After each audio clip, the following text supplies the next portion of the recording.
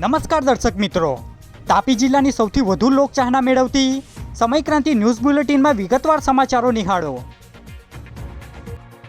વાલોડ તાલુકાના કેહેર ગામે રેલવે લાઇનના કામ અંતર્ગત ફાટક જાણ કરવા વિના બંધ કરવાનો નિર્ણય કરાતા વિરોધ કરાયો।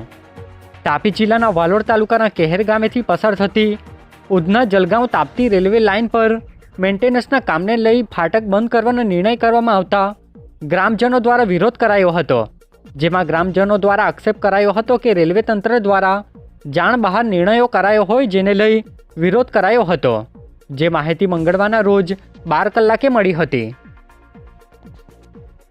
વ્યારા શહેરના તળાવ નજીક આવેલ લારીના દબાણ પાલિકા દ્વારા દૂર કરાયા।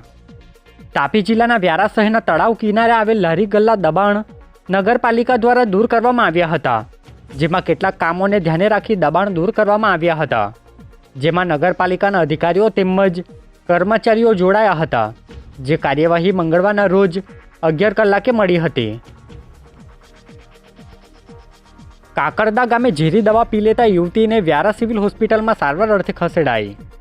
ડાંગ જિલ્લાના વઘઈ તાલુકાના કાકરદા ગામે રહેતી 17 વર્ષીય યુવતી નેહાબેન પવારે અગમ્ય કારણોસર પોતાના ઘરે ઝેરી દવા પી લેતા સારવાર અર્થે ખસેડવામાં આવી હતી, જેઓની હાલત ગંભીર હોવાની માહિતી પ્રાપ્ત થઈ છે।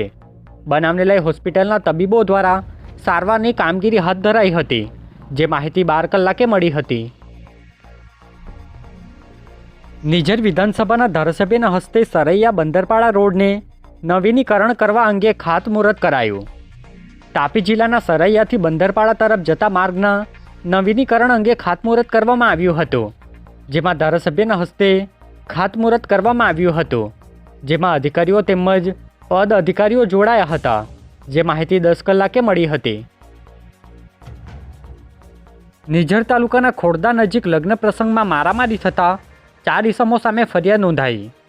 તાપી જિલ્લાના નિઝર તાલુકાના ખોડદા ગામ નજીક લગ્ન પ્રસંગમાં નાચવા બાબતે મારામારી થતાં બાદમાં ફરિયાદી અને અન્ય ઇસમો જતા હતા, ત્યારે આરોપીઓ દ્વારા ફરી પંચ વડે માર મારી ધમકી આપતા ફરિયાદી દ્વારા વિલાસ પાડવી, યશ પાડવી, અરબાઝ પાડવી અને વિવેક પાડવી વિરુદ્ધ ફરિયાદ આપતા પોલીસે કાર્યવાહી હાથ ધરી છે, જે માહિતી મંગળવારના રોજ 2 કલાકે મળી હતી। સોંગઢ પોલીસ મથક ખાતેથી ડીવાયએસપી દ્વારા આરોપીની અટક અંગે માહિતી અપાઈ। સોંગઢ પોલીસ મથક ખાતે નોંધાયેલ સોશિયલ મીડિયા અંગેના ટિપ્પણીના ગુનામાં યુવકની અટક કરવાના પ્રકરણમાં ડીવાયએસપી ઈશ્વર પરમાર દ્વારા માહિતી અપાઈ હતી, જે માહિતી 11 કલાકે મળી હતી।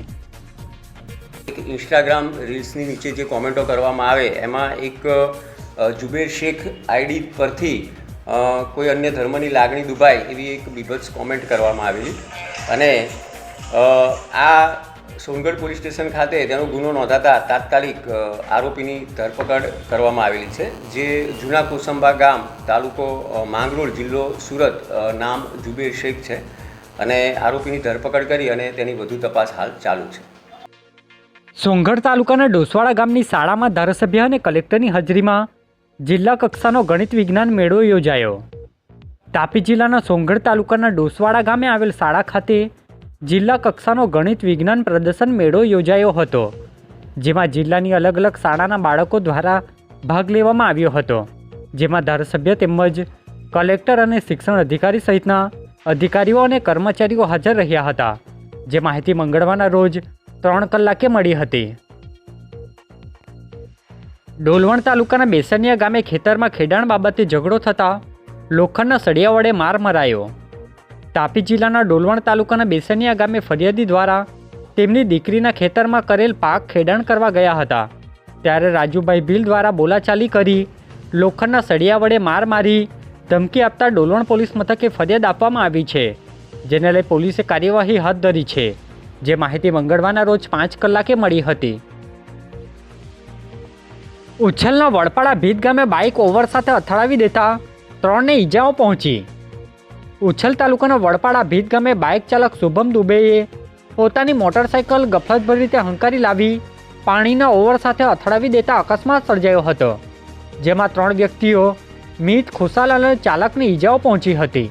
બનાવને પગલે પોલીસે ગુનો દાખલ કરી કાર્યવાહી હાથ ધરી હતી, જે બાબતની વિગત સાંજે 4 કલાકે પ્રાપ્ત થઈ હતી। આજે બુલેટિનમાં બસ આટલું જ અને સમય ક્રાંતિ ન્યૂઝ ચેનલને લાઇક, શેર, કોમેન્ટ્સ અને સબસ્ક્રાઇબ અવશ્ય કરી લેશો। જેથી કરી તમને તાપી જિલ્લાના સમાચારોની અપડેટ મળતી રહે અને મને રજા આપશો. આભાર. જય હિન્દ, જય ભારત.